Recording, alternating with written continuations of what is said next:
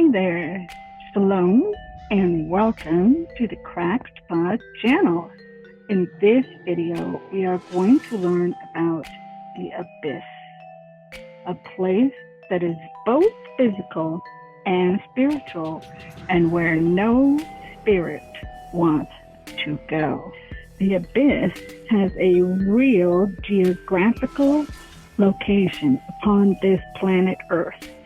And depending on what version of the Bible you are reading, this place is translated as the abyss, the deep, or the bottomless pit. The abyss, or the deep, is the sea beneath our ocean, as well as a spiritual place. There are 4 areas of Yah, which is a shortened form of the name of God, rule. 1, the heavens. 2, the earth. 3, the seas or oceans. And 4, their depths, or the abyss, which is located far below the oceans. Psalm 135:6. Yod-Heh-Vav-Heh does all that pleases him in the heavens and on the earth, in the seas, and in all their depths. Tehom. We are taking a look at this word, Tehom. It's Strong's number 8415, and reading from right to left in Hebrew, that's what the arrow is for. Tehom is made up of the letters Tav, He, Vav, and at the end is a mem silkit. This word is translated as abyss or the deep. It's a surging mass of subterranean water, and it comes from a verbal root word, hum, which means to agitate greatly, to destroy, to crush. It's a negative connotation and a bad atmosphere connected to this word, Tehom. And it's totally different than the word for ocean or sea. Now let's go back in time to see when the abyss first came into existence. Genesis 1:1. In the beginning, God created the heavens and the earth. As it states, this is the beginning. But what many do not realize is that there is a time gap between verse 1 and verse 2 of Genesis chapter 1. This is commonly referred to as the gap theory, and given the Hebrew wording, it makes total sense. We are going to break the passage down, but let's look at it first. Genesis chapter 1 verse 2. Now the earth was formless and void, and darkness was over the surface of the deep, and the Spirit of God was hovering over the surface of the waters. Now consider that the planet is already in existence, and God does not create anything to be void and empty. Something has happened to change the conditions upon the planet Earth. Looking at it again, Genesis 1:2. Now the earth was formless and void, and darkness was over the surface of the deep. And that word, the deep, is the word Tehom. And the Spirit of God was hovering over the surface of the waters. Tehom is the word for abyss, or the deep. And here is when it first shows up. And also notice there is a distinction between it and the waters on top of it. Let's look at some of the Hebrew words in this verse to get a deeper picture of what is going on. You are going to see verse 2 quite a bit as we work our way through it. Genesis 1:2 again. Now the earth was Hayah. This word Hayah means to be or to come to pass. A better rendering of the word here would read, now the earth became void, a desolate waste. Hayah is usually always translated as to be and become in scripture translation, but for the sake of English, it sometimes is rendered as the word was. Let's look at an example from Genesis 1:3. Then God said, let there be Hayah, light. And there was Hayah, became light. Same exact word Hayah, but was just sounds a little bit better. It's interesting that light is the very first thing that is created on day 1, but that it is not about the sun or the moon, which are created on day 4, showing that not only Earth became empty, but our entire galaxy.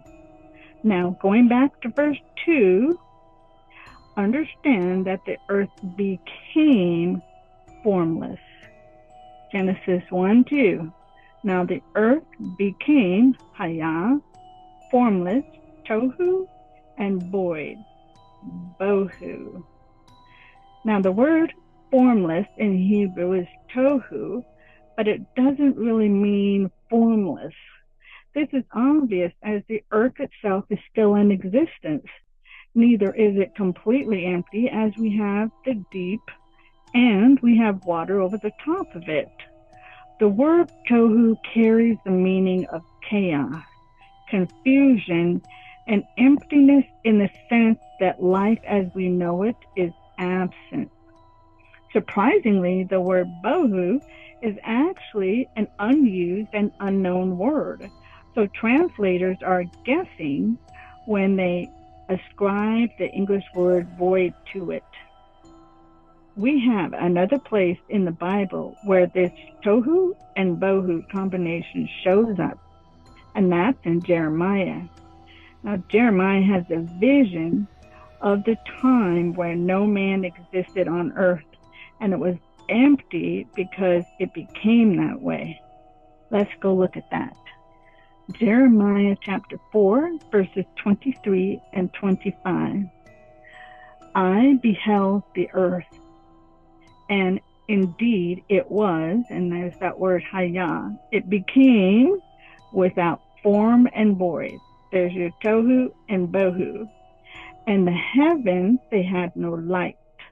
I beheld the mountains, and indeed they trembled, and all the hills moved back and forth. I beheld, and indeed there was no man, and all the birds of the heavens had fled. I think at this moment in time is right before the water hits. And this is not the same as Noah's flood because there are no people and there are no lights, the sun, the moon, and the stars in the heavens. Okay, one more look at Genesis 1:2. Now the earth became hayah, formless, tohu, and void, bohu, and darkness, choshech, was over the surface of the deep, Tehom, and the Spirit of God was hovering over the surface of the waters. Darkness as choshech can be much more than just the absence of light. Depending on the context, it can very much be spiritual, which is what is happening here. Another example of this is found in Exodus for plague number 9. Exodus 10:21, when Yod-Heh-Vav-Heh said to Moses, stretch out your hand towards heaven, that there may be darkness, choshech, over the land of Egypt, darkness, choshech, which may even be felt. That was 3 days of it, 3 days of darkness. And we did a teaching on taking a new look at the 10 plagues, and I will put a link in the description of this video. And we explained more about this. No one lit a torch and just sat around and waited it out. It was spiritual. The 9th plague is right around the 50-minute mark, if you prefer not to listen to the entire video. Now, there's a lot to discover in Genesis chapter 1, and we only delved into part of verse 2. The important thing for this video is to understand that at some point a cataclysmic event happened that affected absolutely everything Yah created in the beginning. Verse 1. On this planet, all that was left was the abyss and a lifeless ocean of water on the top.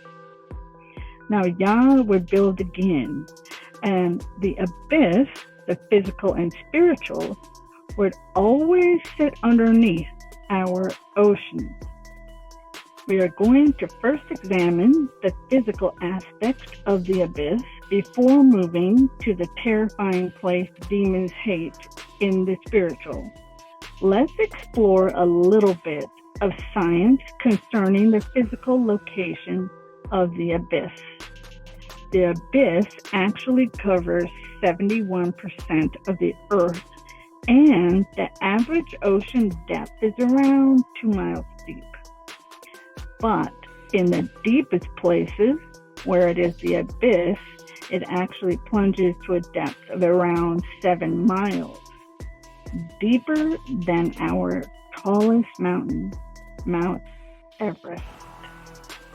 In looking at our planet, the habitat volume is land is only about 0.5%. The sea or the ocean is 21%, and the deep sea or the abyss is 78.5%. The highest point on Earth is Mount Everest, above land, of course, and it is 29,028 feet, which is about 5.5 miles or 8.8 kilometers. The lowest point on Earth is the Mariana Trench, and this is 35,840 feet, which is about 7 miles and 11 kilometers. That is very deep. This graphic is all about illustrating how deep the deep really is. Now, the Titanic was discovered at 2.5 miles deep. The Empire State Building is 1,554 feet.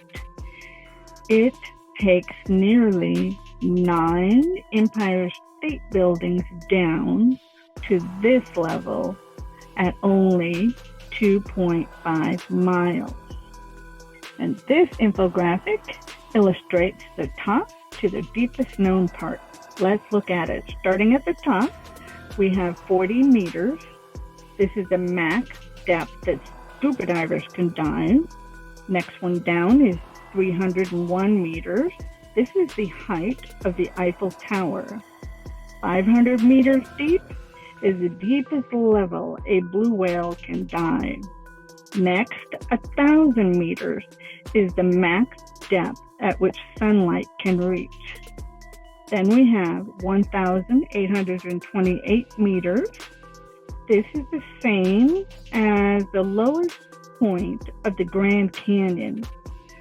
4,000 meters is the depth at which the Titanic rests. Then we have 4,267 meters is the average depth of the ocean. Now going really deep, we have 8,850 meters. This is the height of Mount Everest. Deeper still, 10,898 meters. This is where the film director James Cameron reached in 2012. This is the same director of films like The Terminator and The Titanic, and he rode down on a vehicle called the Deep Sea Challenger, which he actually helped design. Next one down is 10,994 meters. This is where Jacques Picard reached in 1960, and he was a Swiss oceanographer, and the descent to this level took 4 hours. And the deepest point at the bottom of the Mariana Trench is 11,034 meters. The abyss has mountains, plains, and valleys, much like the land above the water does. It is like having the earth beneath the water, or rather, a planet beneath the planet. It contains underwater mountain ranges that are called mid-ocean ridges, individual mountains or volcanoes that are called seamounts, valleys are called deep sea trenches, and the huge flat areas is called the abyssal plain. So, just a mile and a half beneath the sea, off the Pacific Northwest coast, we have a volcanic ridge that has given birth to towering structures that spew toxic superheated water. The structures are known as black smoker chimneys, and the graphic is a picture of one. These are home to bizarre life forms that live far below the reach of the sun's light. As we finish this section on the physical abyss, let's see a few creatures caught on camera that live in the abyss.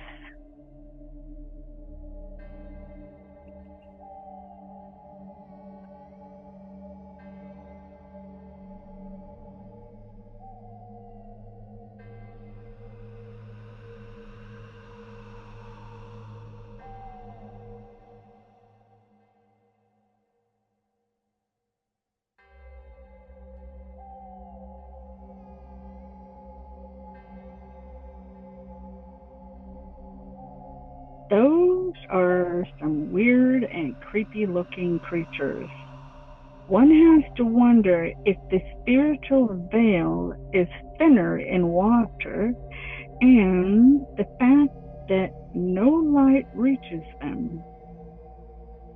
There are things in the abyss that will be released during the end time, and we will definitely be looking at those in this section. But for now, let's peer at another creature that lives in the abyss mentioned in the scriptures. It's the most in-depth physical description of any creature in the Bible. His name is Leviathan. We are going to listen to the portrait of this creature, but notice the first things first. It seems to have emotions, and think it is listed as a king over the proud. This is both a physical and spiritual creature being depicted here. And towards the end, in verse 32, when it talks about the deep, it is that Hebrew word, Tehom, the word for the abyss. This is Job chapter 41, read to us by word of promise.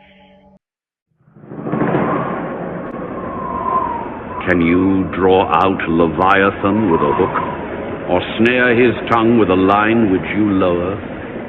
Can you put a reed through his nose, or pierce his jaw with a hook? Will he make many supplications to you?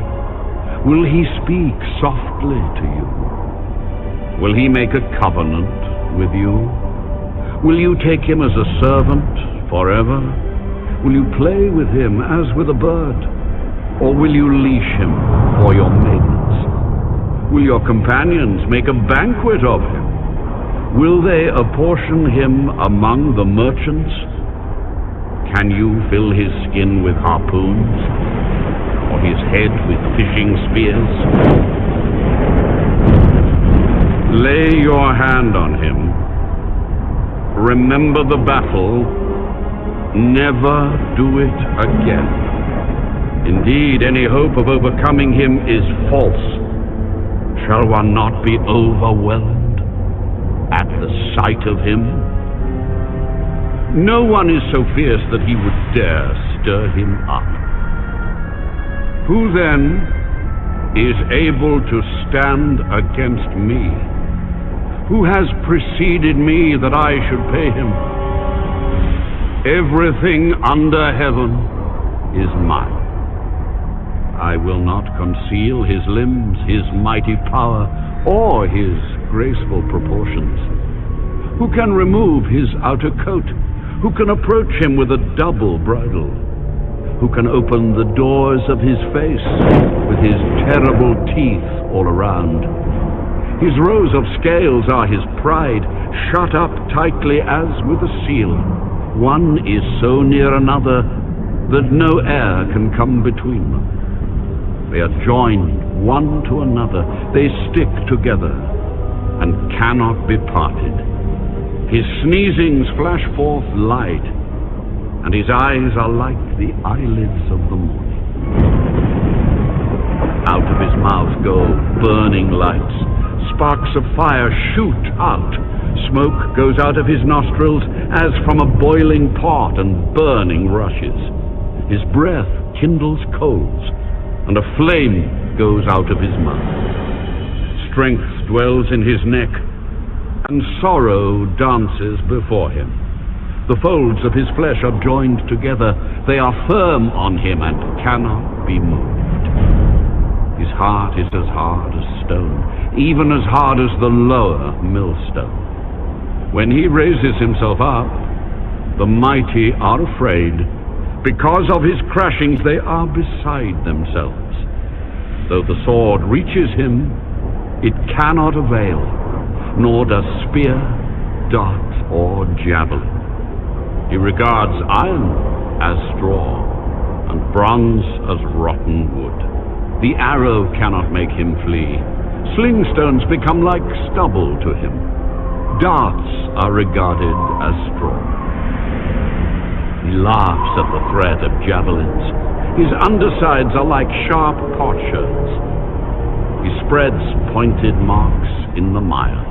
He makes the deep boil like a pot. He makes the sea like a pot of ointment. He leaves a shining wake behind him. One would think the deep had white hair.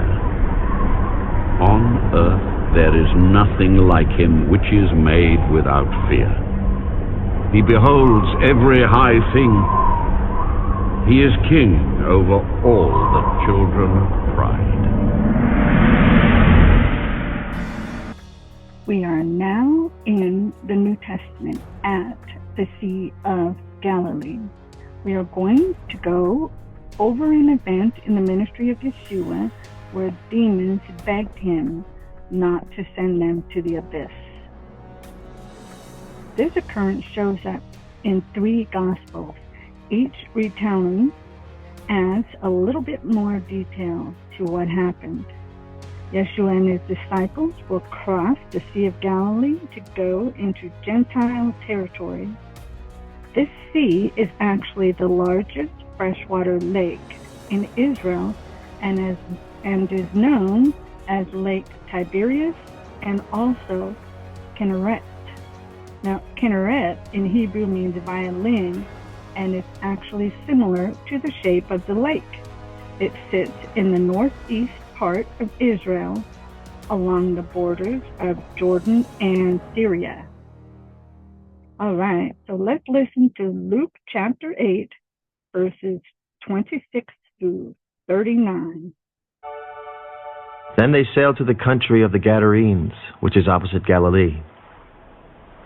And when he stepped out on the land, there met him a certain man from the city who had demons for a long time. And he wore no clothes, nor did he live in a house, but in the tombs. When he saw Jesus, he cried out, fell down before him, and with a loud voice said, "What have I to do with you, Jesus, Son of the Most High God? I beg you, do not torment me!" For he had commanded the unclean spirit to come out of the man, for it had often seized him, and he was kept under guard, bound with chains and shackles. And he broke the bonds and was driven by the demon into the wilderness. "What is your name?" Legion. Because many demons had entered him, and they begged him that he would not command them to go out into the abyss. Now a herd of many swine was feeding there on the mountain, so they begged him that he would permit them to enter them, and he permitted them. Then the demons went out of the man and entered the swine, and the herd ran violently down the steep place into the lake and drowned. When those who fed them saw what had happened, they fled and told it in the city and in the country. Then they went out to see what had happened and came to Jesus, and found the man from whom the demons had departed sitting at the feet of Jesus, clothed and in his right mind. And they were afraid.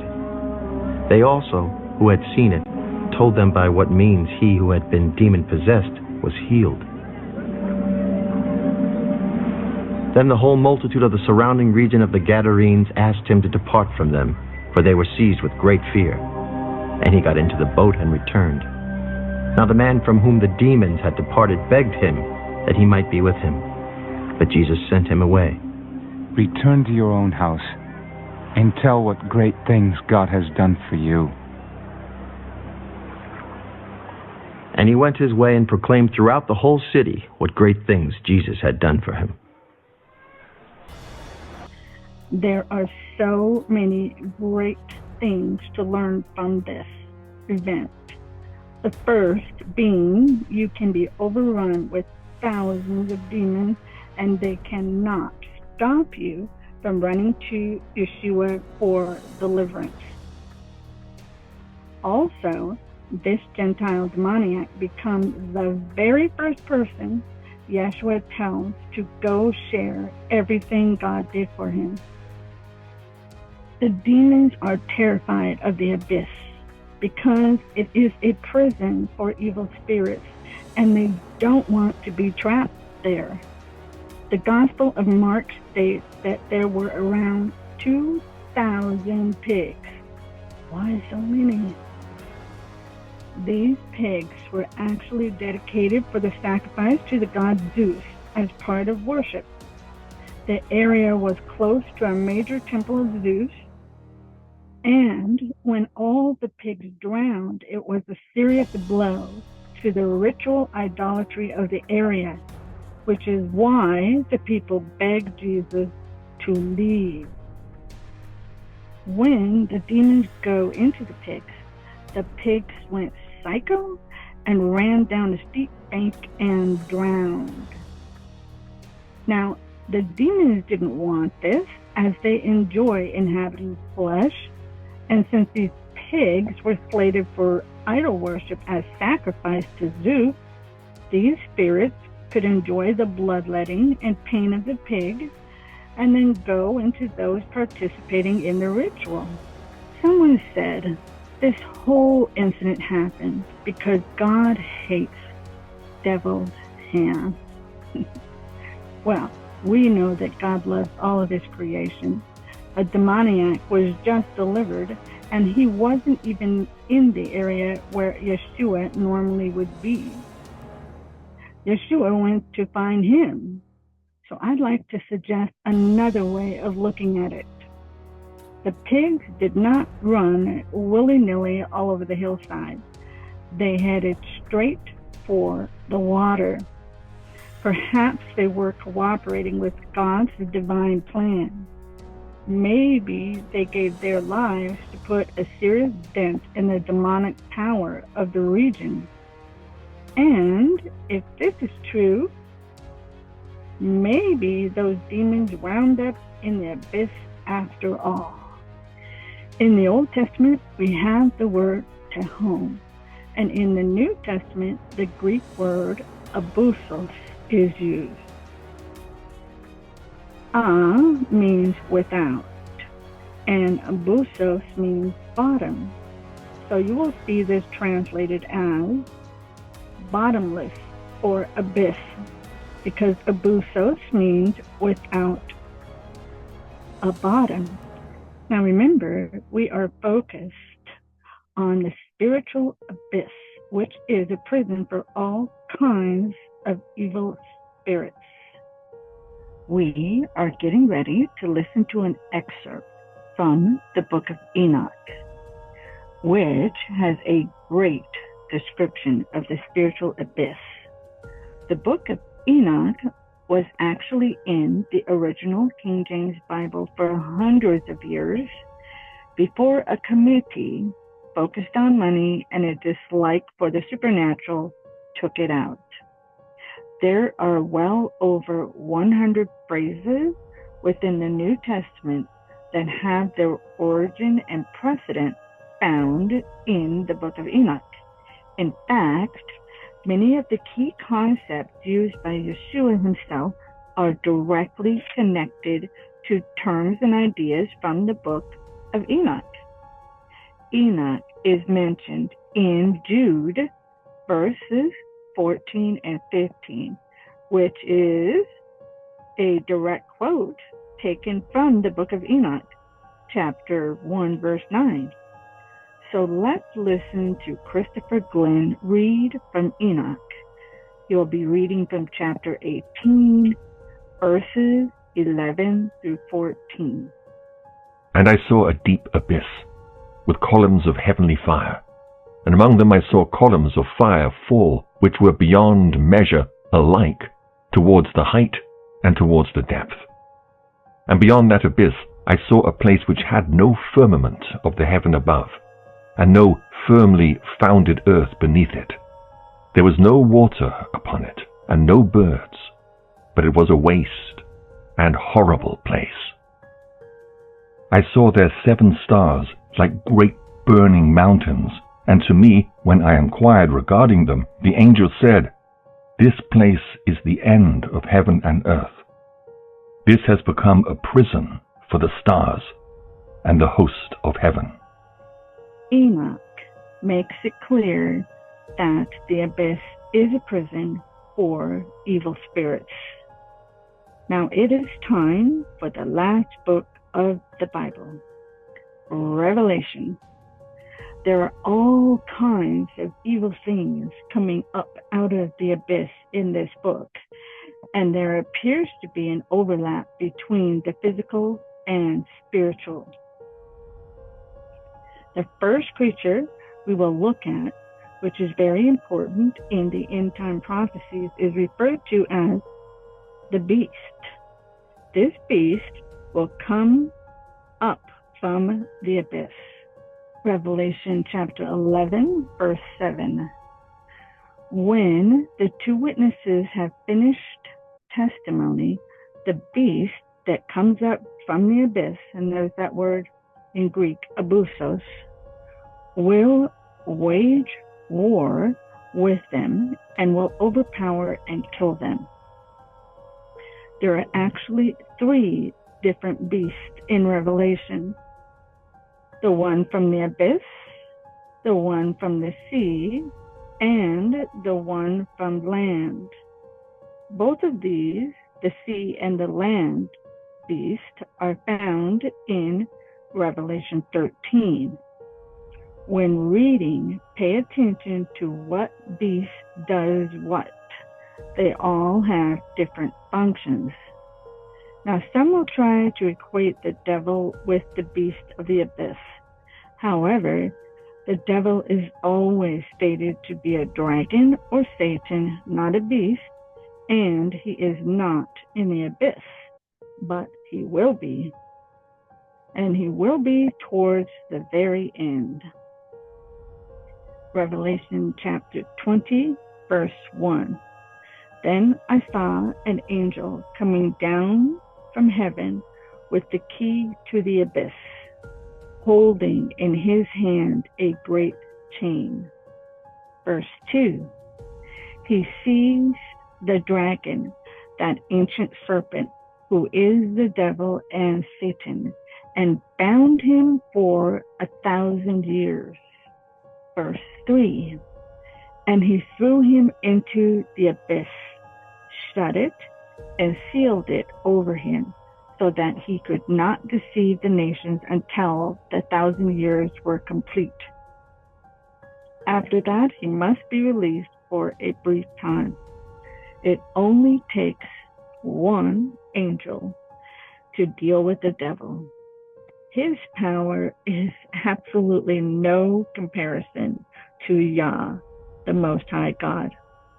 This event is happening towards the time of the end for the devil, who will be thrown into the lake of fire, just like the beast and the false prophet already happened in chapter 19. Okay, let's go back to that beast from the abyss. Revelation 17:8. The beast that you saw, it was and now is no more, but is about to come up out of the abyss, Abussos, and go to its destruction. And those who dwell on the earth, whose names were not written in the book of life from the foundation of the world, will marvel when they see the beast that was and is not and yet will be. Now, some things to consider. A beast is an animal, obviously, and can be symbolic of a portrayal of an empire or even a person, and this principle is shown all throughout the book of Daniel. Now, there are all kinds of speculations concerning who this beast is. The clue resides in where this beast comes from. Not the earth, not the sea, but the abyss. Now let's listen to chapter 9, verses 1 to 11, where some other creepy things come up out of the abyss. Revelation chapter 9. And the fifth angel sounded, and I saw a star fall from heaven unto the earth, and to him was given the key of the bottomless pit. And he opened the bottomless pit, and there arose a smoke out of the pit, as the smoke of a great furnace, and the sun and the air were darkened by reason of the smoke of the pit. And there came out of the smoke locusts upon the earth. And unto them was given power as the scorpions of the earth have power. And it was commanded them that they should not hurt the grass of the earth, neither any green thing, neither any tree, but only those men which have not the seal of God in their foreheads. And to them it was given that they should not kill them, but that they should be tormented 5 months, and their torment was as the torment of a scorpion when he striketh a man. And in those days shall men seek death, and shall not find it, and shall desire to die, and death shall flee from them. And the shapes of the locusts were like unto horses prepared unto battle, and on their heads were, as it were, crowns like gold, and their faces were as the faces of men, and they had hair as the hair of women, and their teeth were as the teeth of lions, and they had breastplates, as it were, breastplates of iron, and the sound of their wings was as the sound of chariots of many horses running to battle. And they had tails like unto scorpions, and there were stings in their tails. And their power was to hurt men 5 months.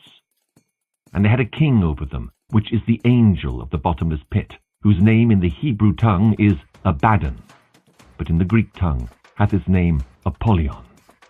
The fallen star who opens the abyss or bottomless pit could be the devil, but it might not be. There were other fallen stars. So see our teaching we did on morning stars if you'd like to learn more about this subject. So Abaddon, the destroyer, gets let loose with some pretty nasty critters. Here's another pic of these creatures. I know with these things that they are going to cause a lot of pain because people are wanting to die. Now, there are different types of scorpions on the land, and my thoughts are that these from the abyss are going to be much worse than any land scorpion.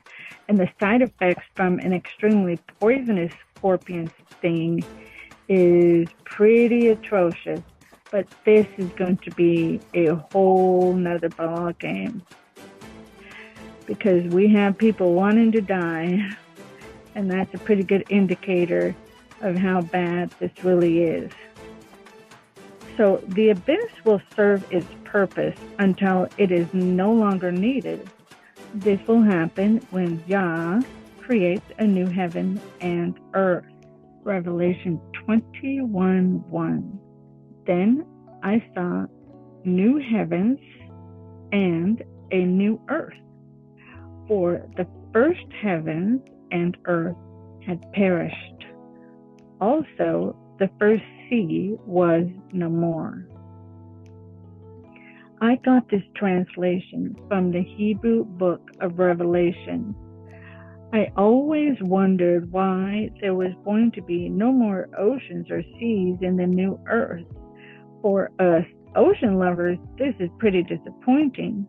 However, that is not what the original text says.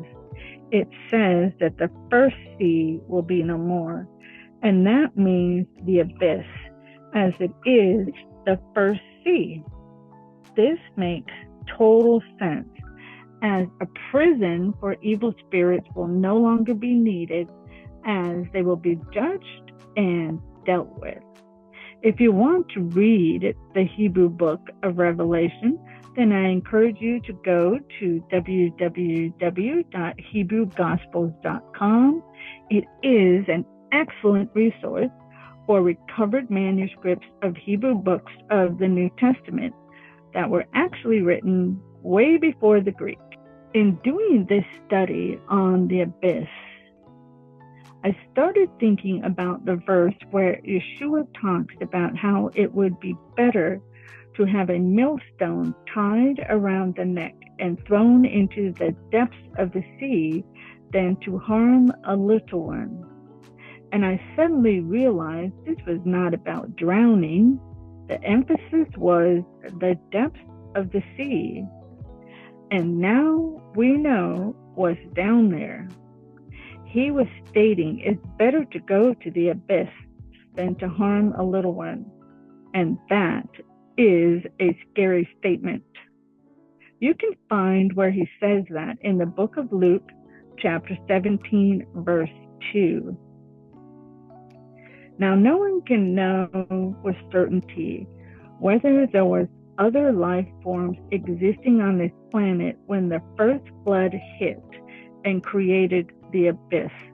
But I believe it's very probable, given the creatures that live there in the physical realm and why it became a prison for evil spirits. We are going to close this video coming full circle to the beginning, where we talked about God's domain over the heavens and the earth and the sea and its depths. It is important to remember who's in charge. And if your name is written in the Lamb's Book of Life, you have nothing to fear from the abyss or whatever comes up out of it. I hope that you've enjoyed this video on the abyss and learned some new things. If you did, I would love it if you would share it. And here we are in Revelation still, Revelation 5:13. And every creature which is in heaven and on the earth and under the earth, and such as are in the sea, and all that are in them, I heard saying, blessing and honor and glory and power be to him who sits on the throne and to the Lamb forever and ever. Thanks for watching, and may Abba Shamayim, our Heavenly Father, bless you.